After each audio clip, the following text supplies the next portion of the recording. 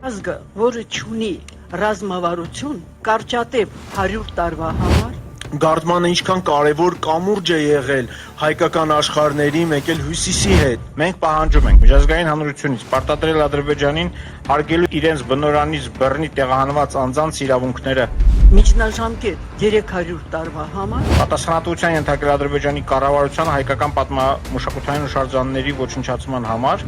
եւ երկարաժամկետ 500 տարվա համար, դադարեցնել հայկական մշակութային ժառանգության ոչնչացումն ու յուրացումը։ նա ոչ միայն շատ ծանր օրեր է ապրելու, ինքնասպանության ճանապարհն է բռնել։ Ինչ պիտի անի Հայաստանը որպես պետություն։ Մենք պետք է ունենանք ազգային ռազմավարություն, զարգացման հեռահար նպատակներ իրականացնելու համար։ Միայն կոմպոնենտ է, որ կարա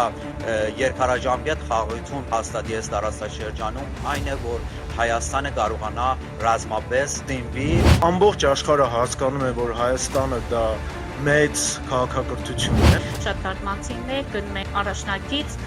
գրվելու Ռազմանայությունը շարունակեց պայքարել իր ազատության անկախության պահպանման համար։ Արևելյան Հայաստանի այն տարածքներում, որտեղ վերաբնակեցվել են թուրք թաթարական ցեղերը, հիմա որտեղ որ փորես անպայման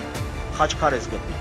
գարդմանքը դա մեր հարուստ պատմական ժառանգություն ունեցող գավառներից է։ Ոչ թե Հայաստանը 1830 թվականից հետո, այլ Հայաստանը 1604 թվականից առաջ։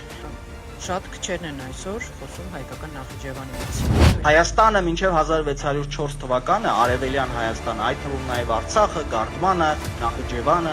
ամբողջությամբ եղել է լիարժեք բնիկ հայկական։ Կան ժամանակ բանանցը եղել է հայկական բնակեցված։ Միջոցառումը դա առաջի փոքր քայլերից մեկն է, որ մենք պետքա արթնանանք ու սկսենք պաշտպանել այն, ինչ մենք ունենք։